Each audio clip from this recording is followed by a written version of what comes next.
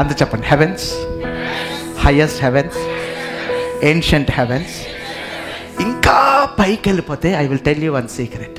ఇంకా పైకి వెళ్ళిపోతే, ఈ యూనివర్సెస్ దాటి ఇంకా పైకి వెళ్ళిపోతే, Bible reveals a secret. I know none of you know it. ఇంకా పైకి వెళ్ళిపోతే the Bible tells there are waters.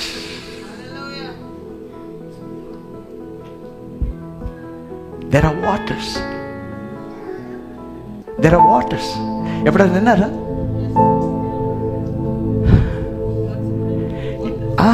అది కాదు. No. I'm saying heavens, highest heavens, ancient heavens. ఈ వాటర్స్ భూమితో సంబంధమైంది.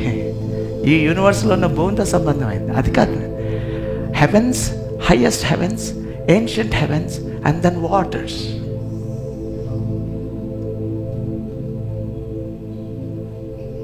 ఇది ఎక్కడ ఉన్నది అంటే మీరు కీర్తనలు చదివితే మీకు అర్థమవుతుంది. ఒకసారి కీర్తన 18వ కీర్తన ఫాస్ట్గా చదువుతాం. 18th Psalm 7th verse నుంచి చదువుదాం ఫాస్ట్గా. అప్పుడు భూమి కంపించి అదిరెను, పర్వతముల పునాదులు వణికెను. ఆయన కోపింపగా అవి కంపించెను.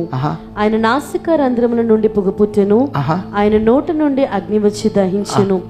నిప్పు కణములు రాజబెట్టెను. మేఘములను వంచి ఆయన వచ్చును. ఆయన పాదముల క్రింద గాఢాంధకారము కమ్మియుండెను. ఆయన పాదముల కింద గాఢాంధకారము కమ్మియుండెను. జాగ్రత్తగా గమనించండి. There is a strange presence of the Lord which is dark. There is a darkness presence of the Lord. ఆయన పాదాల కింద ఏమున్నాయి? అంధకారం. చదవండి సిస్టర్. ఆయన పాదముల క్రింద గాఢాంధకారము కమ్మియుండెను. కెరూబు మీద అంటే పాదాల కింద ఉన్నాయంటే ఆయన ప్రెజెన్స్ దగ్గర అన్నమాట. పాదాల దగ్గర ఉన్నాయంటే ఆయన ప్రెజెన్స్ దగ్గర అన్నమాట. He is above all heavens. ఎందుకంటే హెవెన్స్ ఫిట్ అవ్వు. I wish that you would really understand what I'm trying to say. అన్ని హెవెన్స్ పైన ఆయన ఉన్నాడు. ఆయన దగ్గరగా అంధకారం ఉన్నది. చదవండి సిస్టర్. కెరూబు మీద ఎక్కి ఆయన ఎగిరి కెరూబు మీద ఎక్కి ఆయన ఎగిరి వచ్చును. గాలి రెక్కల మీద ప్రత్యక్షమాయెను. గాలి రెక్కల మీద ఆయన ఏమవుతాడు? ప్రత్యక్షమాయెను. గుర్రముల వలె అంధకారము గుడారము వలె అంధకారము తన చుట్టూ వ్యాపింపచేసెను. జలాంధకారమును అందరూ నేను వాటర్స్ గురించి మాట్లాడుతున్నా. అందరు చెప్పండి.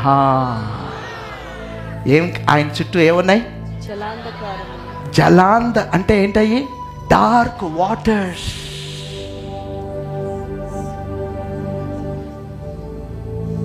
పక్కన వైపు చూసి కళ్ళేలా చూసి ఇలా చూడండి. కొంతమంది చూడలేకపోతున్నారు.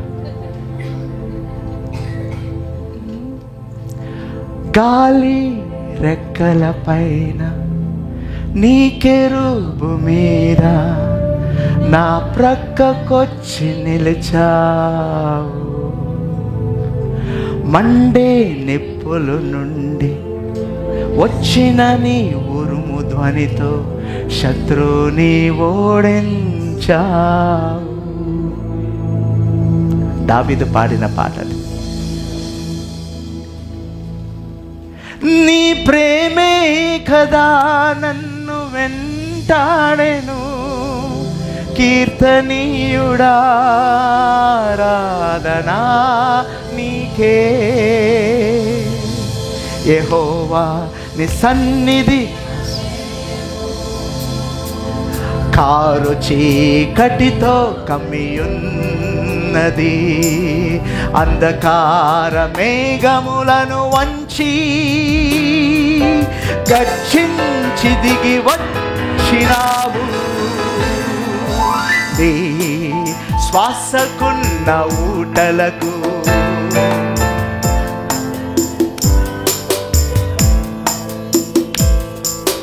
భూగోళం పునాదులు కదిలాయి. యెహోవా దేవుడవు నీవే, యెహోవా దేవుడవు నీవే, యెహోవా దేవుడవు నీవే.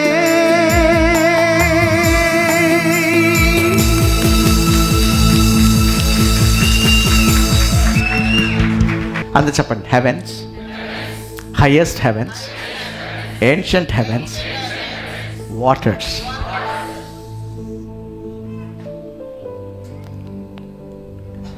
Amazing God.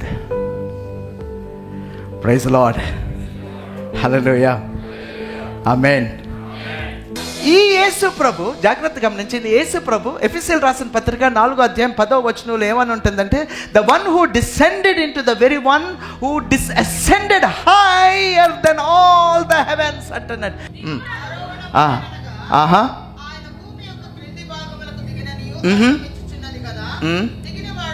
దిగినవాడు తానే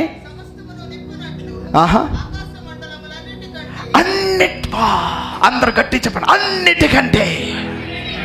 అంటే ఇప్పుడు నేను చెప్పాను, heavens, highest heavens, ancient heavens, waters, అన్నిటికంటే పైకి ఆరోహణం అయిపోయాడు.